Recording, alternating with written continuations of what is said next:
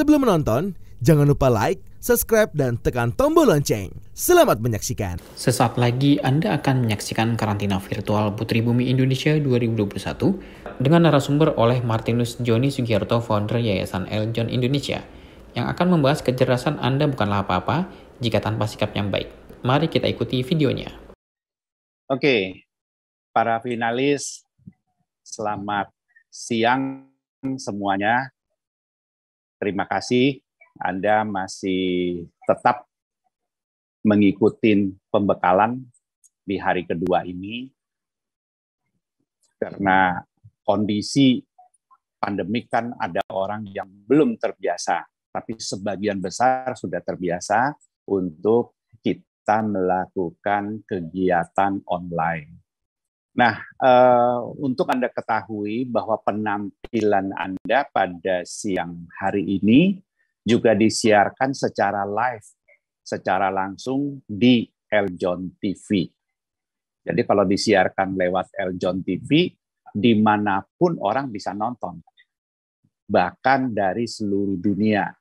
Nonton pun tidak perlu ke TV, ya, walaupun disiarkan Eljon TV, tapi nontonnya nggak perlu ke TV. Nontonnya cukup lewat aplikasi handphone, cuman diketik aja eljon.tv, diklik sudah bisa langsung nonton.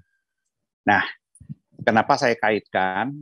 Karena penampilan Anda itu akan terekam di dalam otak orang yang melihat Anda. Itu akan memberikan kesan. Oh, si Anu, si finalis yang satu, dia cukup memberikan atensi pada saat pembekalan berlangsung. Nanti ada orang yang punya tanggapan, yang satu itu kenapa ya garuk-garuk kepala terus? Yang satu itu kenapa ya sambil main HP? Yang satu itu kenapa ya tidak memberikan atensi? Nah, hal-hal demikian itu akan terekam semuanya di dalam otak orang yang menonton. Jadi, apa yang Anda tampilkan, disitulah attitude Anda terekam di orang.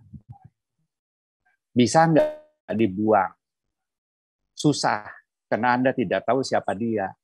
Anda tidak tahu yang lagi nonton siapa. Jadi, bagaimana ngebuang kesan negatif yang sudah terekam di otak orang? Nggak bisa. Nah, itu bedanya kalau kita bermain di online sama bermain di secara karantina fisik. Kalau kita masuk ke karantina fisik, itu kan di dalam kelas. Yang ada kalau Anda 20 orang atau Anda 30 orang hanya di kelas itu. Dan para mentor-mentor yang ada di situ, yang bisa melihat bagaimana perilaku sikap Anda. Tapi kalau di online, nggak bisa dibatasin, dan kita tidak tahu siapa dia. Nah, itulah yang akan terekam. Oleh karena itu, attitude menurut saya merupakan sebuah investasi yang sangat penting.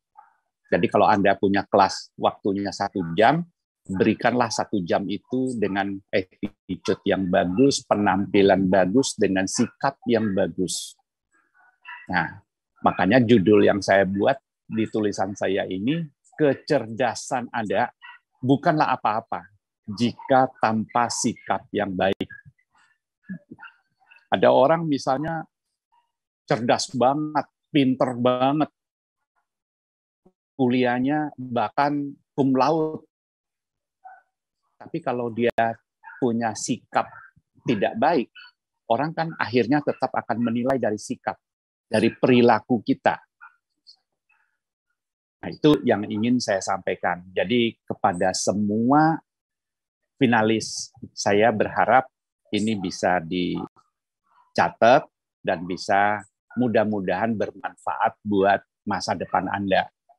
Karena banyak orang yang lupa dengan sikap, merasa sudah pinter, sehingga sikapnya sering-sering tidak menunjukkan sikap yang baik, tidak menunjukkan sikap yang kooperatif, tidak punya sikap menghargai orang tua, tidak punya sikap menghargai papa, mama, opa, oma, gitu.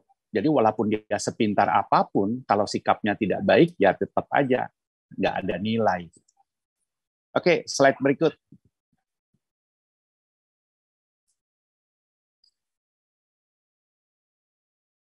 Jadi pada sikap, pada prinsipnya, apa yang ingin saya sharing kepada semua finalis adalah bahwa kita ini sering-sering merasa bahwa kita sudah pinter, kita sudah hebat. Namun perlu kita ingat, di luar sana ada orang yang lebih pinter dari kita. Di luar sana banyak orang yang lebih hebat dari kita. Oleh karena itulah kita harus selalu menjaga. Harus selalu menjaga bagaimana sikap kita.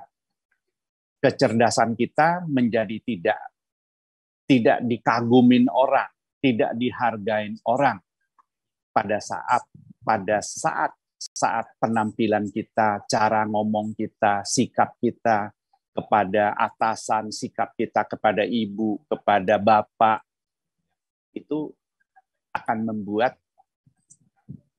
orang memutuskan sesuatu setelah melihat sikap kita. Kalau sikap kita bagus, orang akan respect dan akan mengatakan, wah hebat ya, itu anak udah pinter, sayang banget sama papa mamanya, hormat banget sama papa mamanya. Tapi jika terjadi kebalikannya, maka orang akan bilang, percuma itu anak, walaupun pinter, sama bapaknya sendiri nggak dihargain, ibunya sendiri nggak dihargain. Wah, berarti ada yang salah di situ. Oke, next. Saya mungkin ceritanya sekilas saja ya. Jadi nanti lebih banyak kita berkomunikasi, sharing aja. Kalian mau nanya apa, mungkin bisa kita tukar pikiran.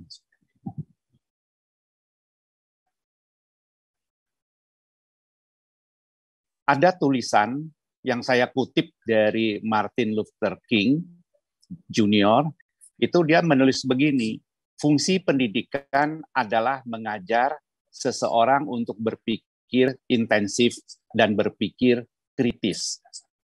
Nah, jadi pada saat kita belajar nih, pendidikan, kita masuk kampus, itu cuma ngajarin kita kreatif, intensif, berpikir kritis. Kecerdasan plus karakter, itulah tujuan pendidikan sejati. Nah, ini saya kutip dari bukunya ya. Jadi kalau kita pergi belajar di kampus gitu, itu harus dipadukan. Setelah kita belajar banyak, kita jadi cerdas, kita menjadi kritis, tetapi karakter kita harus tetap baik. Tanpa karakter yang baik, ya nggak ada gunanya. Oke, next slide.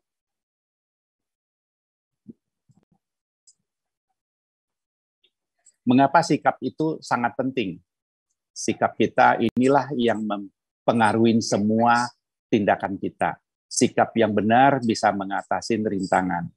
Sikap atau etika adalah kunci dari kemenangan. Jadi sering-sering orang punya sikap atau dia punya etika, begitu kena masalah, ngamuk duluan, mencak-mencak duluan. Akhirnya tidak menyelesaikan masalah secara secara intelektual gitu. Tidak menyelesaikan masalah dengan baik. Bahkan itu menyelesaikan masalah dengan masalah baru, dengan menimbulkan masalah baru. Itu karena kita sering tidak bisa mengontrol diri kita. Jadi etika kita nggak kita pakai. Yang dipakai adalah emosi. Nah, jadi sikap emosi kita yang harus diredam. Supaya kita bisa mengatasi masalah-masalah atau mengatasi rintangan-rintangan kita. Oke, next.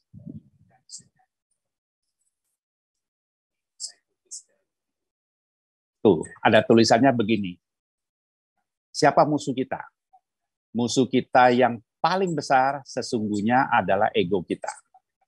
Sering kita mempertahankan ego dan ujungnya harus bayar mahal atas ego kita sendiri. Ini saya tulis di saya punya quote of the day. Ya, para finalis kalau pengen melihat quote of the day saya, sampai hari ini saya sudah menulis 299 quote of the day yang ada di website pribadi saya. Ya, jadi kalau mau masuk ke website pribadi saya, tinggal ketik aja johnnysugiyarto.id. Di situ Anda bisa menemukan banyak sekali quote of the day saya. Nah, saya mengatakan, musuh kita yang paling besar itu bukan orang lain. Musuh kita yang paling besar itu bersemayam di dalam diri kita. Ada di dalam otak kita, ada di dalam emosi kita. Kalau kita itu tidak bisa mengelola ego kita sehingga dia tidak terkendali, maka yang harus bayar mahal itu kita sendiri.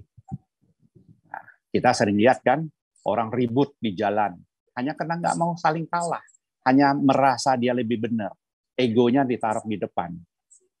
Jadi ego itulah sebenarnya musuh kita.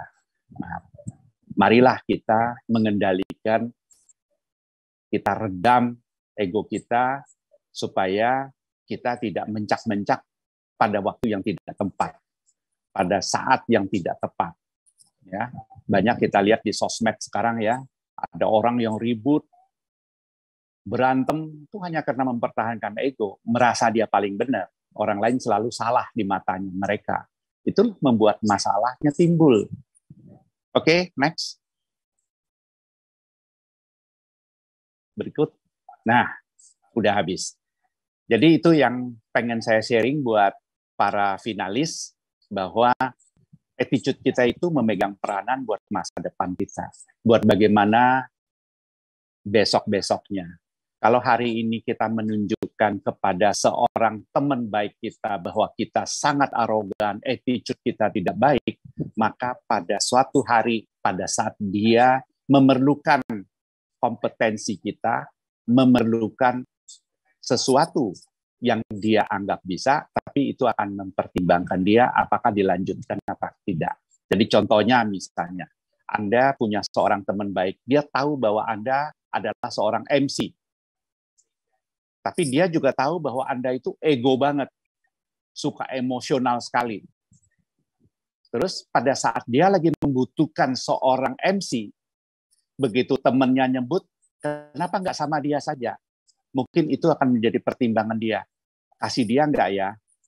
Aku nggak suka, nanti kalau aku ngomongnya salah dikit, dia ngamuk-ngamuk, malu aku, kesel aku. Masa di hari bagus aku bisa jadi masalah hanya karena sikap dia yang begitu ego gitu. Nah, itu akan membuat orang membatalkan yang tadinya mau pakai dia sebagai MC, itu batal. Rezeki Anda hilang. Yang tadinya Anda bakal dapat rezeki sebagai MC, dapat honor, dapat nampil, dapat panggung, itu hilang sama sekali. Nah, itu sering orang terperangkap oleh emosi yang akhirnya dia banyak gagal di masa depannya.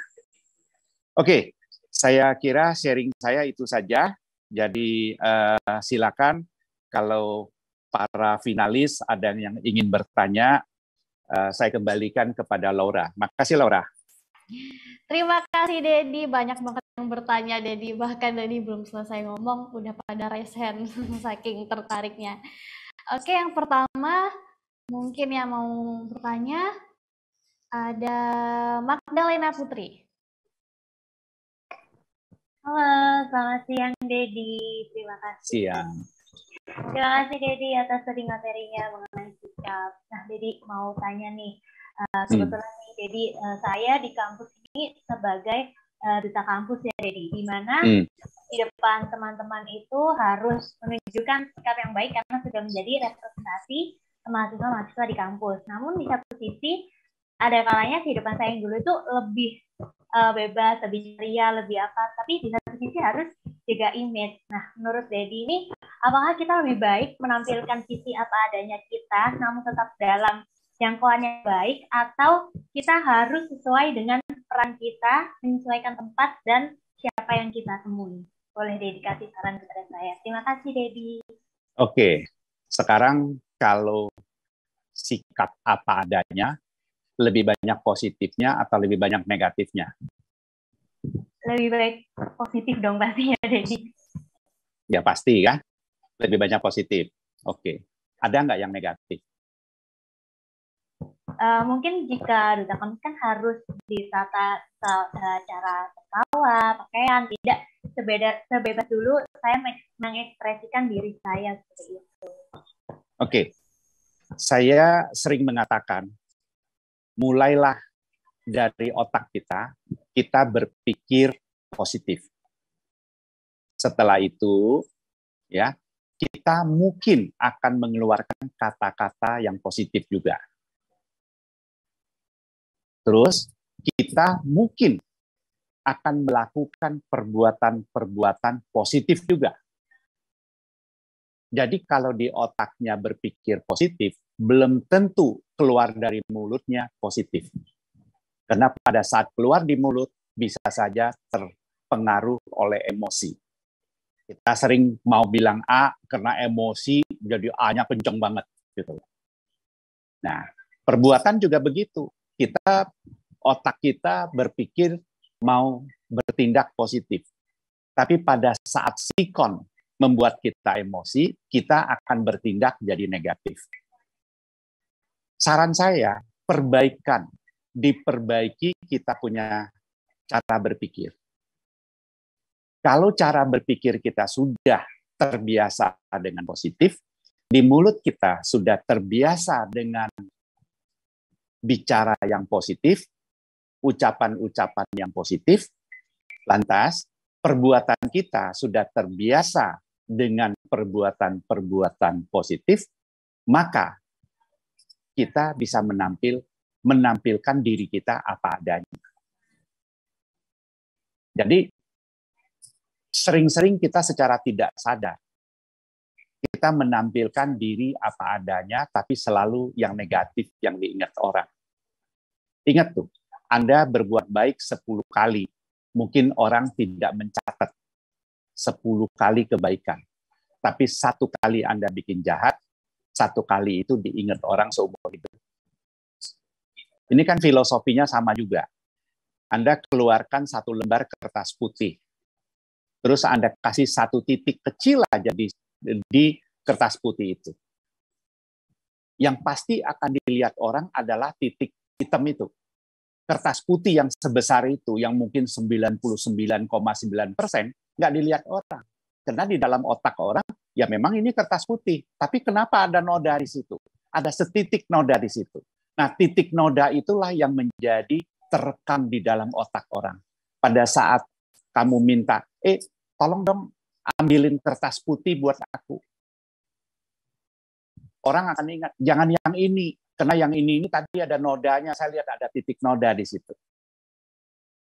Jadi, 1 titik noda itu selalu membuat kita itu menjadi kerekam. Jadi, perbuatan tidak baik walaupun hanya sekali, sering membuat kita itu memikul tidak baik itu seumur hidup. Oke, ya, jadi cobalah bersikap, kita menata diri kita. Yang hanya bisa menata diri kita itu adalah diri kita sendiri, bukan orang luar. Ibu bisa ngomelin, bapak bisa marahin, tapi kalau kita tidak mau berubah, ya kita tetap seperti itu. Jadi kuncinya adalah di diri kita. Kita punya niat nggak menjadikan kita yang terbaik? Kalau kita punya niat, pasti bisa. Oke? Oke, Dedi, terima kasih banyak sarannya buat Lena, sangat-sangat luar Oke. biasa. Terima kasih, Dedi. Terima kasih juga Kak Laura buat kesempatannya. Terima kasih Dedi. Dan berikutnya ada Larasati Cipta Maharani. Baik, terima kasih Kak Laura kesempatannya. Dedi, bagaimana cara menanggapi orang yang jika kita beritahu atau kita beri saran akan sifat dia yang mungkin kurang baik, dan selalu menjawab, memang saya orangnya seperti ini. Jadi seolah-olah kita tuh selalu harus mengerti atau memahami sifat dia yang seperti itu. Terima kasih.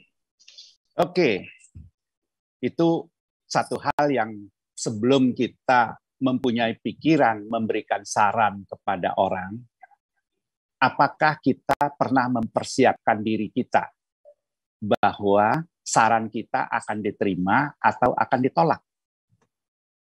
Sering-sering kita tidak mempersiapkan diri kita apabila saran kita ditolak. Di situ letak problemnya. Jadi pada saat kita memberikan saran, itu ada dua pilihan yang harus kita pikirkan. Kalau diterima, ya syukur. Kalau nggak diterima, ya nggak apa-apa. Sehingga kita tidak punya beban. Yang sering menjadi beban itu kan karena kalau nggak diterima, terus kita ikut kesel. Kita menyesalin kita sudah memberikan masukan kepada dia. Itu yang membuat kita kesal kan. Nah, itu gara-gara kita tidak mempersiapkan diri. Banyak orang yang gagal menjadi seorang manajer, atau dari seorang manajer gagal menjadi GM, itu gara-gara pada saat teamwork bekerja, dia siap memberikan saran, tapi tidak siap apabila sarannya ditolak. Dia siap memberikan masukan dengan harapan masukan dia itu harus diterima oleh teamwork, oleh perusahaan dia. Begitu perusahaan dia punya pertimbangan lain, dia jadi kesel. Akhirnya apa? Akhirnya dia tidak mau lagi memberikan saran-saran. Karena dia tidak mau memberikan saran-saran lagi, tidak mau memberikan pendapat lagi, akhirnya dia tidak pernah berprestasi lagi. Karena dia punya pikiran, dia akan kerdilkan diri dia sendiri. Ah, percuma aku ngomong, percuma saran aku. Saran aku udah 3 kali ditolak. Berarti mereka tidak terima saran. Nah, itu membuat dia mengunci diri. Jadi dia sebenarnya mendestroy diri dia sendiri gara-gara itu tadi. Kenapa? Egonya masih di situ. Dia ego. Kalau saya ngomong harus disetujui. Kalau saya usul harus diterima. Begitu dia nggak terima, aku kesel. Lain kali aku nggak mau lagi kasih usul ke dia. Yang rugi siapa coba? Yang rugi kita sendiri. Jadi banyak kegagalan itu bukan eksternal faktor. Kegagalan itu terjadi karena internal faktor. Karena kita tidak siap apabila saran kita ditolak. Itu. Jadi yang harus diperbaiki bukan orang lain. Yang harus diperbaiki adalah diri kita sendiri. Oke, Lares? Ya, terima kasih, Dedi. Iya. Terima kasih Anda sudah menyaksikan karantina virtual Putri Bumi Indonesia 2021. Setinggi apapun pendidikan atau jabatan seseorang tidak akan bermakna jika sikapnya tidak baik. Orang akan tetap menilai rendah jika attitude-nya jelek, meski pendidikan yang dimiliki tinggi. Martinus Johnny Sugiharto mengutip apa yang disampaikan Martin Luther King Jr. bahwa fungsi pendidikan adalah mengajar seseorang untuk berpikir cerdas dan kritis. Namun jika tidak diimbangi karakter yang baik, maka belum dapat disebut sebagai fungsi pendidikan.